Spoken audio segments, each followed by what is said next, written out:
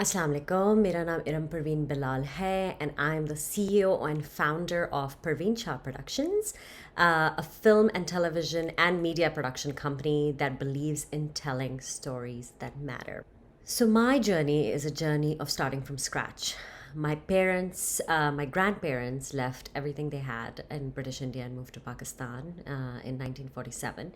And then my parents really made like the big leap of their generations. Education was the biggest thing, it was the biggest currency, and it was instilled in them and drilled in them, and then further drilled down on us.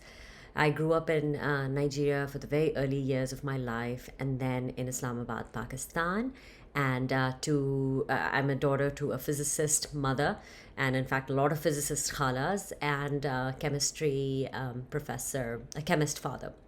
And so science was just something that was natural in the house. But this notion of building from scratch was something that was genetic, I think, in some ways. So as much as science was in the house, so was Bollywood. And that is in a very direct way what inspired me to tell stories. Shah Rukh Khan and Yash Chopra have a big hand in me becoming a filmmaker. So I went to become an environmental science engineer at Caltech, and quickly realized that I was good at science, but it wasn't really driving the ticking box, and understood that in order to really sort of achieve to my best potential, I needed to be really passionate about something. So I didn't feel like I was working. And I think that came with film. And so I've been making films for more than 10 years now. My current film, I'll Meet You There, is rolled out in North America.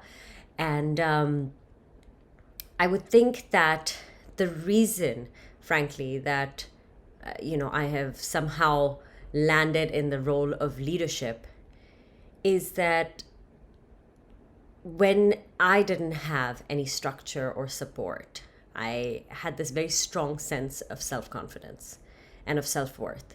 And as women, quite often we are facing a system that might not necessarily encourage or support or reaffirm our intelligence and our abilities. So we have more than average self-confidence, or we should have more than average self-confidence in order to, upend the sort of global expectations placed on us. And I think in some ways that sort of, khud e'timadi, that self-confidence is really what helped bring me into a leadership role. Quite often I've been in situations where I have, again, had to build from scratch. So there was no other option but to be a leader, to kind of just, be a go-getter and be like, I need to do this, and it hasn't been done, and no one's doing it, and people aren't helping, so I need to just pick things up and make it happen.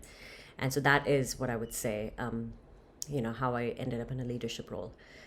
One of the strongest sort of learning for me has been that just because something has not been done before doesn't mean you can't do it. And also, no are just two letters in negotiation.